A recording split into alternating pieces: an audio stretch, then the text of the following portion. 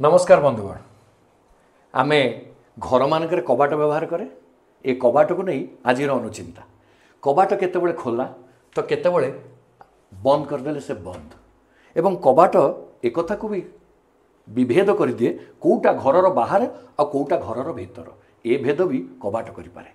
तेबे ए कबाट गोटे साधुर चरित्र को आम आगे केमिति रखुची नीतिशास्त्रकार बाणी की शुणु।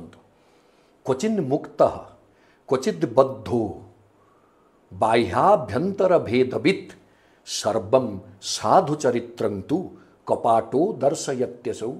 ए कपाट गोटे साधुर चरित्र को देखौची जे केतेबेले से बद्ध केतेबेले बंद तब केतेबेले उन्मुक्त। साधु जेमिति साधना कला बेले से ता भितरे निजे निमग्न है साधनारे व्रती है निजको निज भितरे बांधिकी रखे। आउ जेतेबेले तार दिव्य दर्शन उदय हुए से सेतेबेले प्रवचन माध्यम अन्य को नीति शिक्षा देला बेले से मुक्त हुए। तेणु केतेबेले साधनारे बद्ध तो केतेबेले नीति शिक्षा देला बेले उन्मुक्त।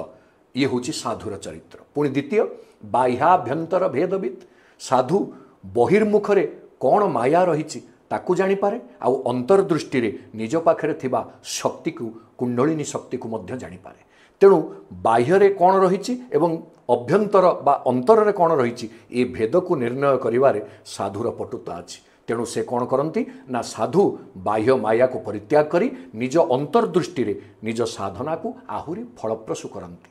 जेमिति ए कबाट बाह्य आउ अभ्यंतर भीतर आउ बाहर भेद को आम आगे रखिपारे। तेणु आसंतु ना ए कबाट को गुरु करवा एवं साधुर चरित्र को निज पाखरे आत्मस्थ करी बाह्य मायारे मोटे ये नही मोहित नही आमे अभ्यंतर चिंतन को निज पाखरे स्थानित करी साधना को अधिक शक्तिशाली करवा एवं फल पाइबा। जय जगन्नाथ।